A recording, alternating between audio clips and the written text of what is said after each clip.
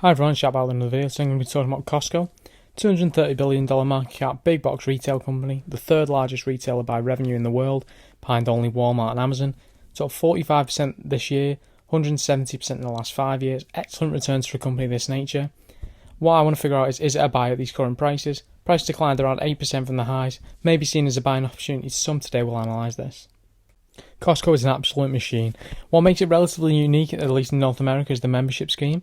It's absolutely incredible renewal rates of 91.6% in the US and Canada, 62.5 million households with 113 million cardholders. These are absolutely tremendous numbers, creates a really nice moat and a network effect, similar to the likes of Amazon Prime. If you're paying for the card, you're just more likely to use Costco, you're more likely to get better deals. They're really good value, as you can see, 113 million cardholders, but only 4 billion in membership fees. I say only, that's a lot of money to Costco, but relatively speaking, that's not a whole lot of money per cardholder, so it's a great value proposition. The company recorded revenue of $195 billion in 2021, yet only 823 locations worldwide. Still a lot of room for growth in new markets. They have no presence in Germany, for example, a major developed economy. Chinese location was extremely well received and more will be sure to follow, but they only have one in the Republic of China as we speak. Store count growth is typically conservative, so don't expect incredible growth here, but this is definitely not a stagnant business for sure. They're planning to open in New Zealand and Sweden this year, first locations ever there. So 195 billion from 823 locations. That's an enormous amount of revenue per location, so you can see how this could grow tremendously with a little bit of location growth. Despite the reputation of the industry and for a company of this size, Costco is still growing at really nice rates. They release sales data every month, which is a bit interesting. Comparable sales up 14% globally, e-commerce up 9% in the last 4 weeks. Financial year-to-date revenue, so their financial year is a bit odd. They are 22 weeks into the financial year as of the end of January. Financial year-to-date revenue is up 14.8%, e-commerce up 13.6%. These are really strong numbers for a retail company, given the scale and market penetration of this company and the challenges that the business is facing now and in 2021 with supply chain issues, inflation, pricing crunches and whatever. This is really strong growth in my opinion. To be honest, there isn't much more to say about this business. This is a classic, boring blue chip company that has steady growth, pays nice dividend, and just grows forever and ever and is super safe because it's such a necessary business. It's so tied into the fabric of the economy. So many people use Costco day to day that it's just never going to go anywhere. So I think it's far more important to have a look at this balance sheet and see if it supports this idea that Costco is relatively impregnable. Most recently had around $12 billion in cash on the balance sheet for a cash debt ratio of 1.33. This is a relatively weak number by Costco standards, however this is actually pretty strong for the industry and not of concern to me. The obvious comparison is Walmart, for instance, and that has a cash debt ratio of around 0.28, so not very good in comparison to Costco, and I don't think Walmart's is particularly concerning, so Costco's is excellent by comparison for me. Debt to equity and debt to EBITDA are again reasonable overall and pretty good for the retail space. The company has excellent interest coverage, so these long-term debts are not really of any concern. And all this has led to the company being given an Altman score of 6.88, firmly in the safe category, meaning the company is not at risk of financial default and is not in financial distress in the near term. Profitability profile, however, is a mixed bag.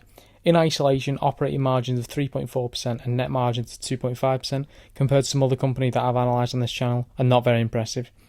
These sort of margins are commonplace in retail and are actually pretty reasonable. Again, comparing to the obvious comparison to Walmart. Walmart's current net margin is 1.4%, so Costco is doing pretty well, pretty much as well as it can for my money. Return on equity percentage is absolutely excellent at 31%, pretty much best in class for retail and far above what I would expect for this industry. Return on assets is again very good for the industry at 8.73%.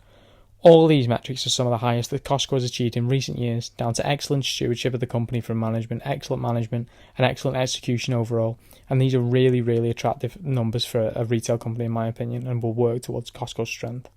So I thought I'd just illustrate this with some graphs from macrotrends.com. On the top, trailing 12 months growth margin, then operating margin and net margin. Just to emphasise, Costco's margins are not going to burst up over any period of time. But over time, the operating margins and net margins have made small incremental increases. Really excellent work here from the company to just extract better and better margins, and there's all sorts of rules and metrics that Costco have used over the years to try and extract these margins, because in retail margins are wafer thin. So moving from a net margin around 2% to 2.5% on $200 billion in revenue is really, really significant in my opinion, and that will be a significant dollar amount. So I'm really impressed by these incremental changes, all of them trending in the right direction, but as far as I'm concerned over the last 15 years. So this is excellent work from the company. Moving on to valuation, by pretty much any valuation metric, Costco looks pretty expensive. Stock has been an excellent run, pretty much forever actually, but it's particularly over the last year, up to 45%. Price to earnings ratio of 44.69 is richly valued and double the current S&P 500 average.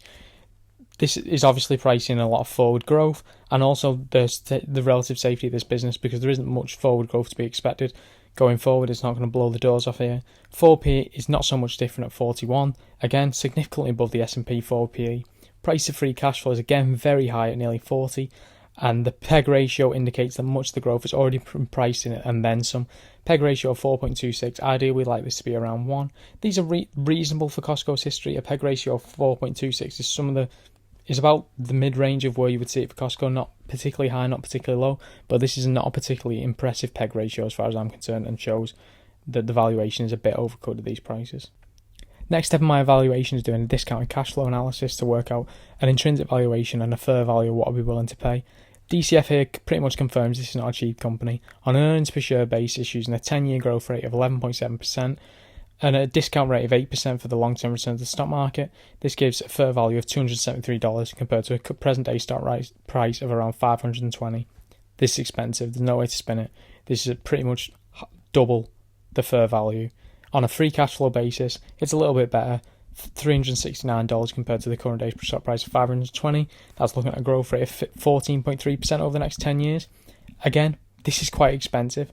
I actually believe these numbers to be perhaps optimistic for the next 10 years. I question whether a retailer of this scale can continue to grow free cash flow at a 14% clip for the next 10 years. I obviously wouldn't like to bet against Costco because it's a fantastic company, but I think it is challenging for sure.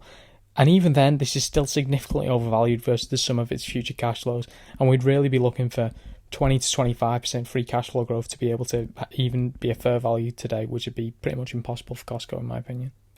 So in summary, Costco is clearly an excellent business that continues to grow at strong rates and has rewarded shareholders with both excellent growth over the last 5, 10, 20 years and returning capital to shareholders in the form of dividends and buybacks regularly. Right now, I think it's an expensive stock. There is no getting around that. I am not comfortable buying a company at these prices that grows 10 to 15% a year at maybe 40 times earnings. That said, Costco has rarely looked cheap relative to the wider market and has equally rarely been a bad investment. Valuation helps you sleep at night, of course, and you want to pay fair values for companies, but what also helps you sleep at night is all-weather returns, safe dividends, buybacks, and knowing a stock is a true powerhouse that can withstand any market conditions. As you can see, it's down 8% since December, whereas the wider indices are down 7 to 10%, and also any sort of growth stock is down huge. So this is obviously not a growth stock, but this shows the relative safety of a company like this. It's not for me at these prices, but I would not rule it out entirely if you're looking for a blue chip foundational holding or a relatively safe dividend pay that you can be sleep at night holding for the next 5, 10, 20, 30 years and beyond. For that reason, I would not completely rule this out, and it's very much on my watch list. I would consider it a hold at these prices, definitely not a sell, but I won't be buying at these prices. That being said, this is of course not financial advice, and if you want your own financial advice, you should look at a registered financial advisor, and of course do your own research. So if you could like and subscribe the video, that'd be great if you're enjoying the content. Bye.